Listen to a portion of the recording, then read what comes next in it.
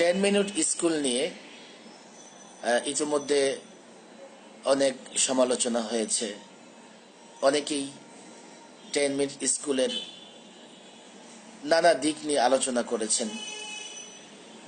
10 minute স্কুলের কিছু ভালো দিক আছে, এটা অস্বীকার করবার উপায় নেই।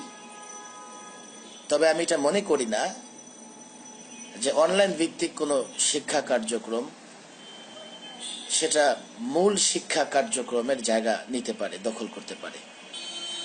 তবে অনলাইন কেন্দ্রিক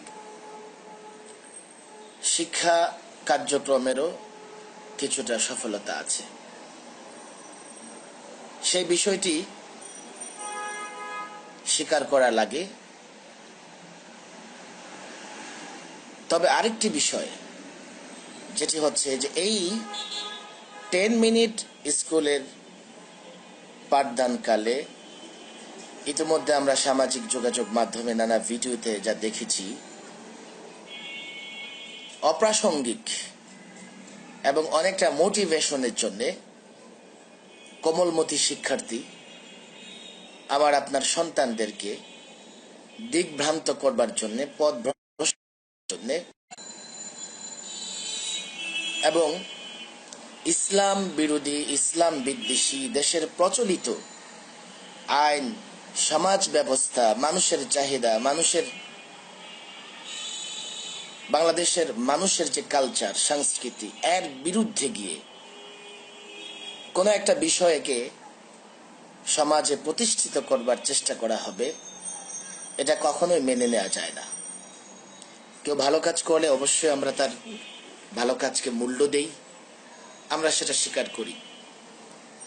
কিন্তু কারো দ্বারা যখন কোনো এমন কাজ হয়ে যাবে যেটা কখনোই সমর্থনযোগ্য নয়, আমরা অবশ্যই তার প্রতিবাদ করব।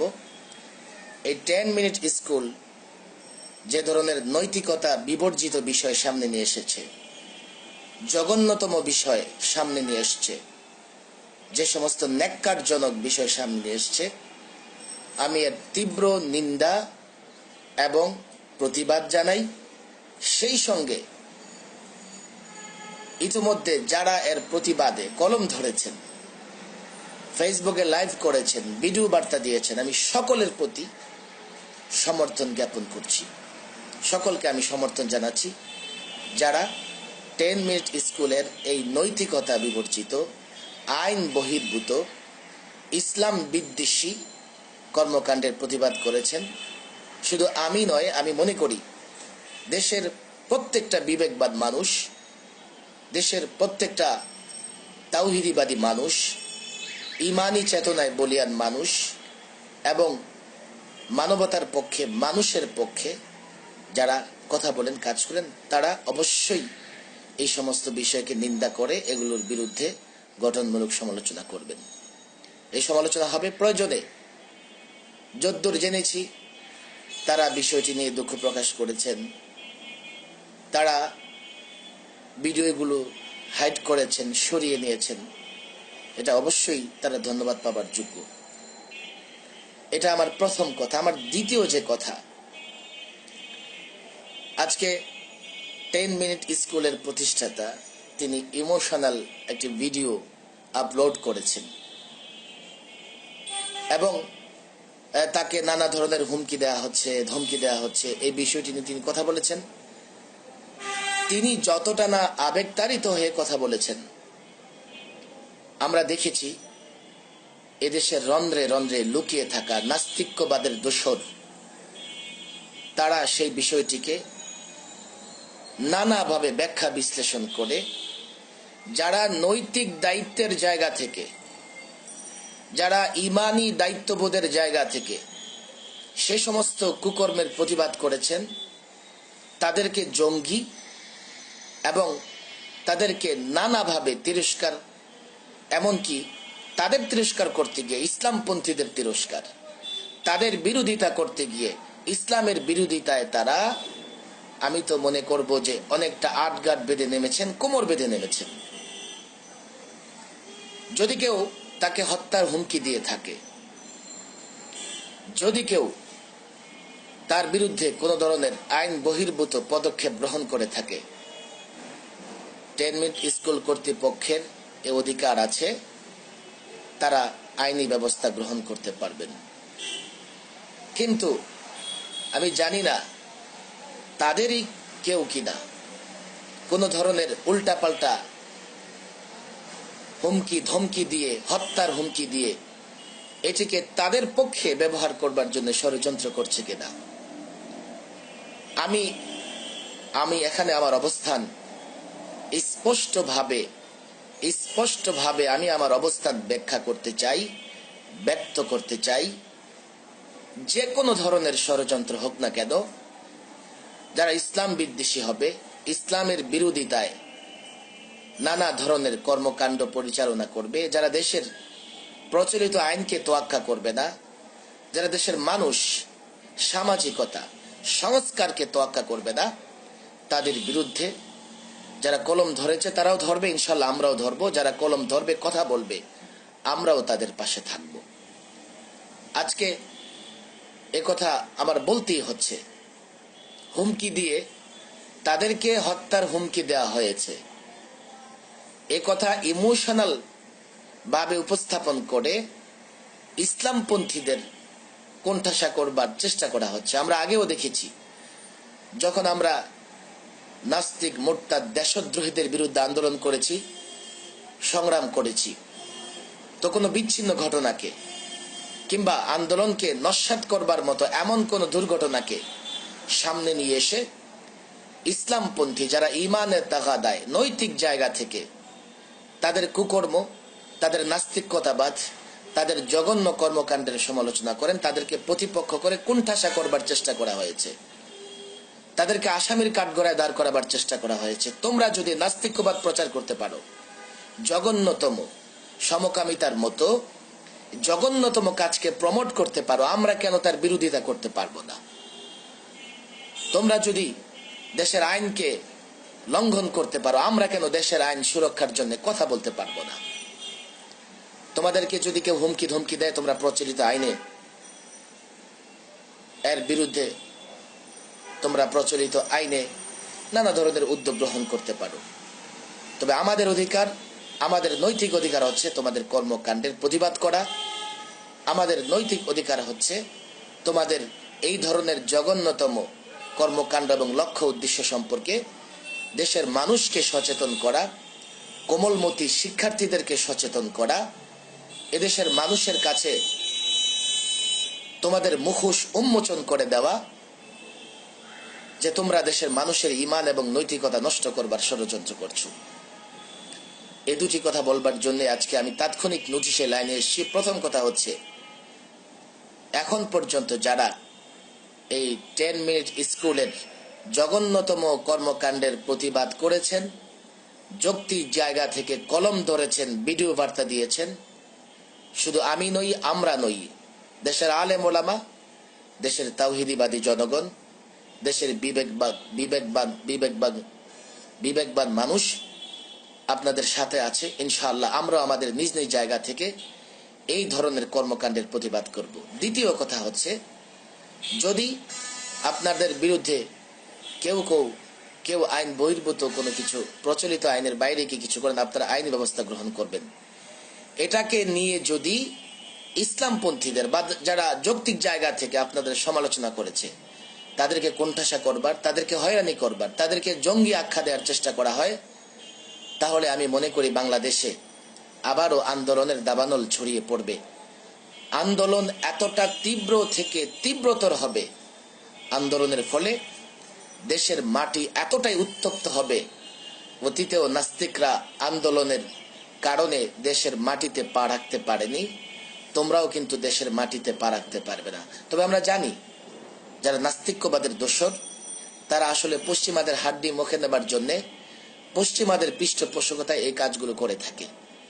আমরা সে নিয়ে চিন্তিত নই, আমরা সে নিয়ে ভাবিও না। আমরা ভাবি তোমাদের ষড়যন্ত্র থেকে, তোমাদের নাস্তিক্যবাদ থেকে, তোমাদের এই শরীয়ত বিরোধী, ইসলাম বিরোধী, দেশ বিরোধী কর্মকাণ্ড থেকে আমরা কি করে দেশের মানুষকে হেফাজত করব। এই জন্যেই দেশের মানুষের কাছে তোমাদের চেহারা উন্মুক্ত করে দিতে হয়, দেশের মানুষের সামনে তোমাদের চেহারা, তোমাদের অবয়ব খুলে দিতে হয়। এই জন্য আমি আমি মনে করি যে যারাই যৌক্তিক আলোচনা করেছেন, সমালোচনা করেছেন, দেশের মানুষের ঈমান আকীদা রক্ষার জন্য এটা চালিয়ে যাবেন। ইনশাআল্লাহ আমরাও আপনাদের সাথে আছি, দেশের মানুষও আপনাদের সামনে থাকবে। আরেকটি বিষয়, যদিও আসলে এটা অপ্রাসঙ্গিক, তারপরেও আমি এই বিষয়ে ছোট্ট একটি কথা বলছি।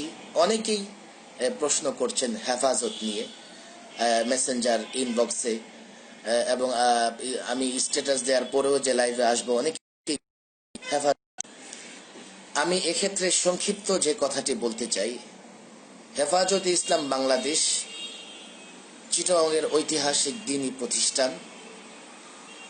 হাটহাজারী মাদ্রাসা থেকে শুরু হলেও পরবর্তীতে এর সাংগঠনিক কার্যক্রম, পরবর্তীতে এর সঙ্গে বাংলাদেশের শীর্ষ ওলামা একরাম প্রায় সকলেই জড়িত হয়েছেন। আমরা জানি ইতিমধ্যে হেফাজতে ইসলামের একটি কেন্দ্রীয় নির্বাহী কমিটি করা হয়েছে এবং 200 সদস্যের উপরে এর একটি মজলিসে শুরাও আছে।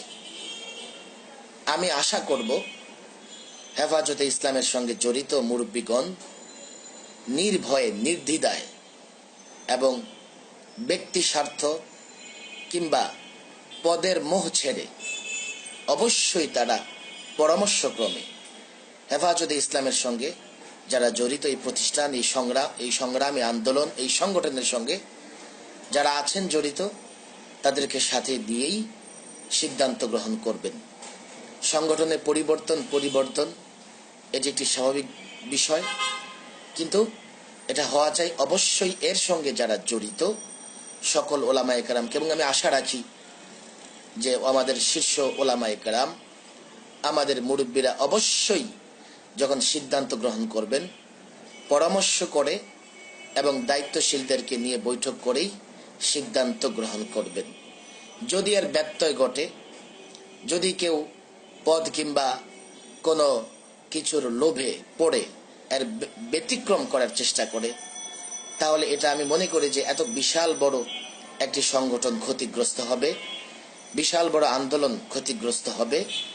এবং যে বা যারাই অন্য কোনো পন্থায়, সে যেখান থেকেই হোক দোয়া নিয়ে কিংবা আশীর্বাদ নিয়ে কিংবা কোনো বিরোধী পক্ষকে কিংবা কোনো রাজনৈতিক দলকে সন্তুষ্ট করবার জন্যে হেফাজতে ইসলামের এত বড় একটি সংগঠনকে সংকীর্ণ জায়গায় নিয়ে যাবার চেষ্টা করেন, তারা সংকীর্ণ হয়ে যাবেন।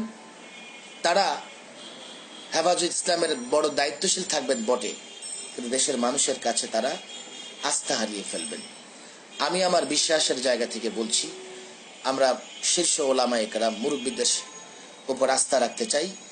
ওনারা অবশ্যই প্রত্যেক সংগঠন, প্রত্যেক প্রতিষ্ঠান যখন কোনো সিদ্ধান্ত গ্রহণ করে অবশ্যই সেই প্রতিষ্ঠান এবং সেই সংগঠন এবং প্রতিষ্ঠানের সঙ্গে যারা জড়িত, সেই সংগঠন এবং প্রতিষ্ঠানের পেছনে যাদের মেহনত আছে, যারা কমিটিতে আছেন, শুরাতে আছেন, তাদের সঙ্গে পরামর্শ করে গ্রহণ করেন।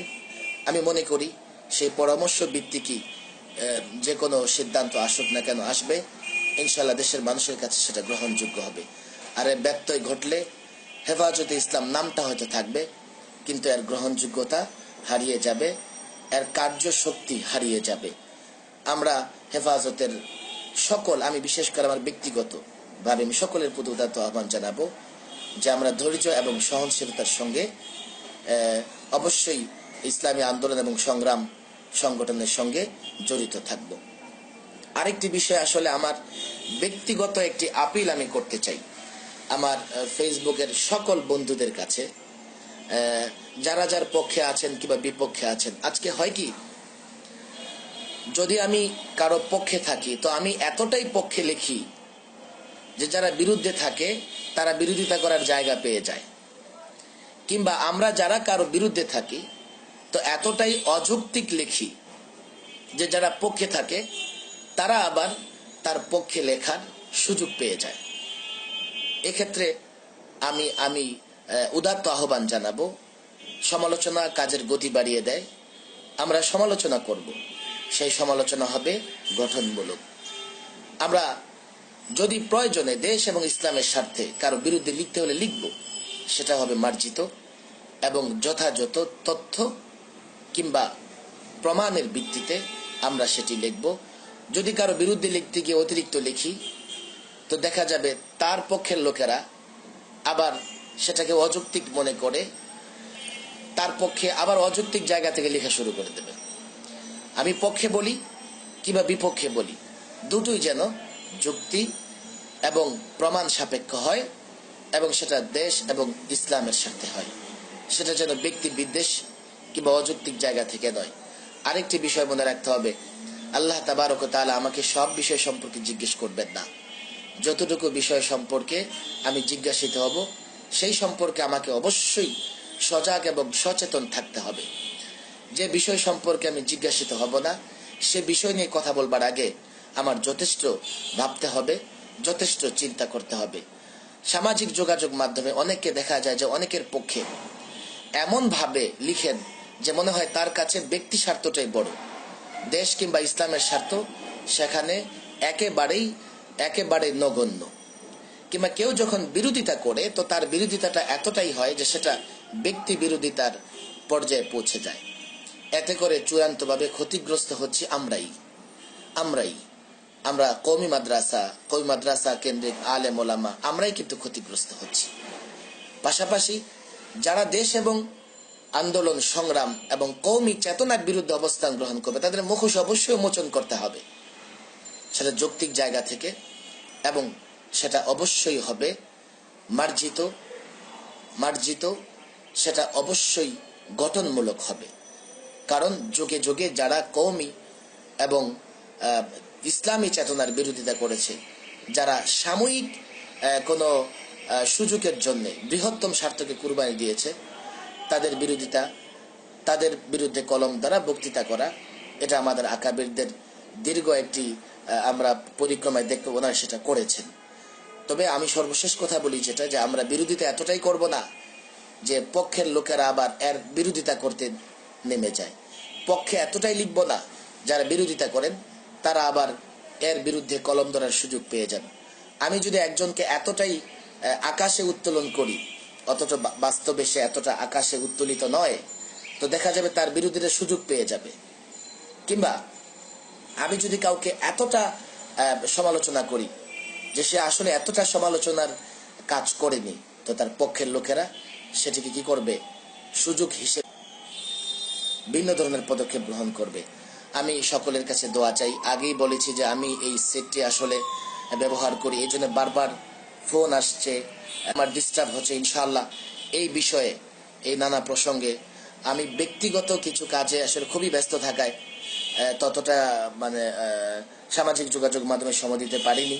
ইনশাআল্লাহ দেশের প্রত্যেকটা সমস্যা, দেশের প্রত্যেকটা বিষয় নিয়ে অবশ্যই আমি আমার মতামত, আমি আমার চিন্তা দেশের স্বার্থে, ইসলামের স্বার্থে অবশ্যই যে কোনো ত্যাগ এবং কুরবানির মোকাবেলায় হলেও, যে কোনো ত্যাগ এবং কুরবানি গ্রহণ করতে হলেও আমি সেটি করবো। ইনশাআল্লাহ কথা বলে যাব। আজকের মতো এখানেই শেষ করছি।